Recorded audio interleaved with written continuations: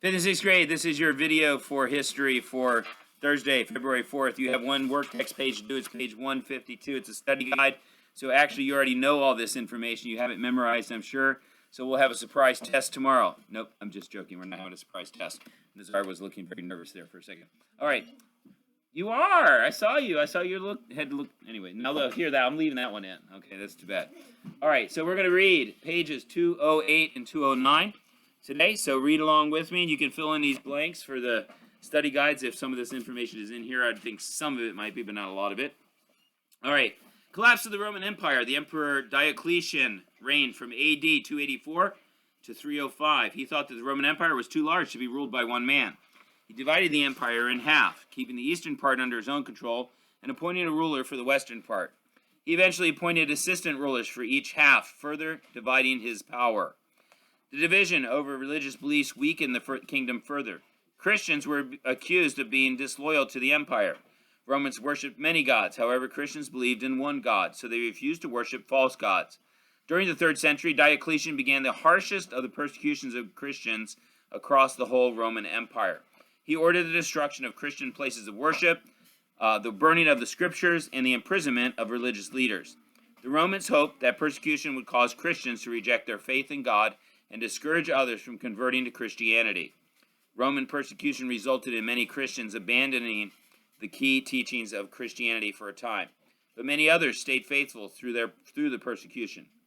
After Diocletian retired, a struggle for power began. The struggle turned into civil war.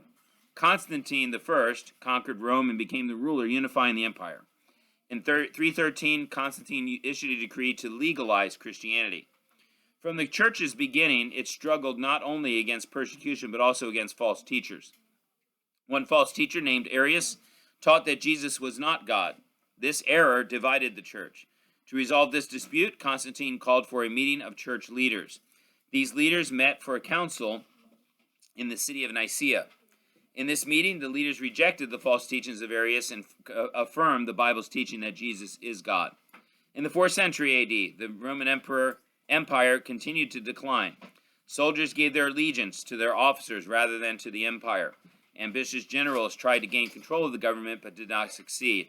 Financial woes contributed to the deterioration of the Roman Empire, and the high cost of keeping a large army to protect the empire's borders and the employment of a large number of governmental officials drained the empire's treasury. All right, on the back side here.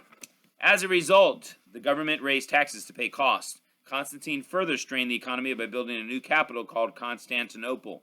Many Romans looked to the government to provide free food and entertainment. The unemployment of the working class and the cost of supplying food and entertainment for them contributed to the failing economy. Moral decay was another factor that weakened Rome. People demonstrated little value for human and animal life as they were entertained by brutal conflicts in the arenas. The Romans were living apart from the biblical truth that people are made in the image of God.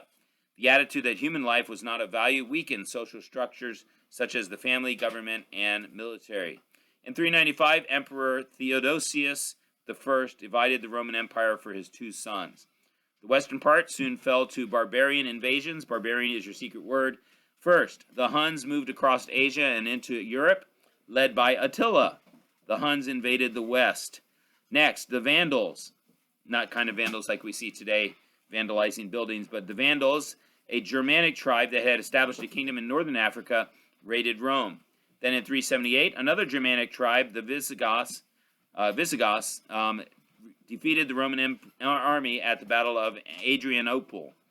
The assault of these barbarian tribes, along with the decline of Rome's government, economy, and society, caused the collapse of the Western Roman Empire.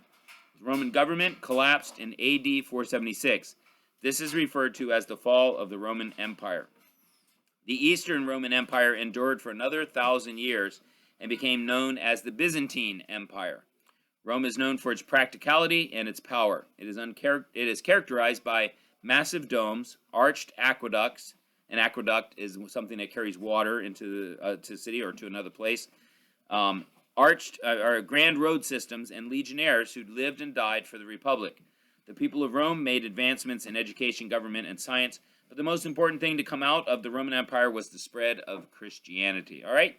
That's it. If you didn't hear the secret word, go back. It was toward the end on this last page we read. Have a good day. See you tomorrow. Bye.